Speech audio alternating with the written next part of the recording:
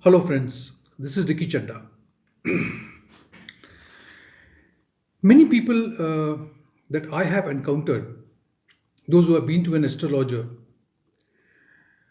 and the astrologer have put them into a fear, saying that this is a marka period for you, or the dasha or antardasha is of a Marrakesh.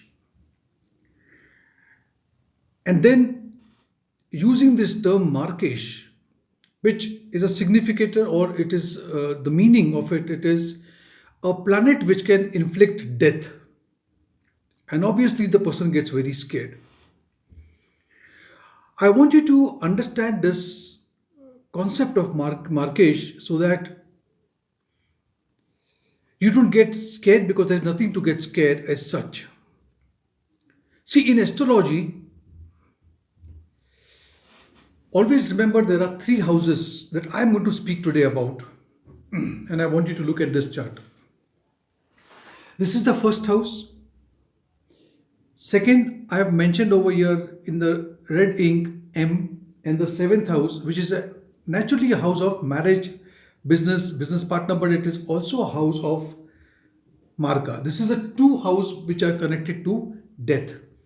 And so, people get scared if the dasha, antardasha is of the planet which rules the two houses, or any two houses, or if a planet is placed or situated over here, the dasha or antardasha begins. Basically, there are some principles that I will talk about it. Also, do not forget the house number 8, which talks about what can cause a death by looking at its lord, planet sitting into this house, and also this is a house of longevity, which gives you a clear indication of whether you have a lifelong or you have a short life. First of all, anyone who come for consultation, my first request is never ask me what is this your lifespan. This is something that I will not answer anyone, because I don't look into the house, I don't deal with that house, and I always say, because there are many people who calls me from the hospital and says, "Kya hoga?" I say, look at the doctor. Check with the doctor. He is the person who can tell you, not an astrologer. But there are many who takes up the. But I get really scared of talking to such people. Like, it's a life and death situation. How can I just talk about like, okay, doctor says no, but I am saying that he will live. No, no, no, I will not do that. Okay. Anyway, so the principle of Marka or Markesh is the second and the seventh house is a significator of death of a person.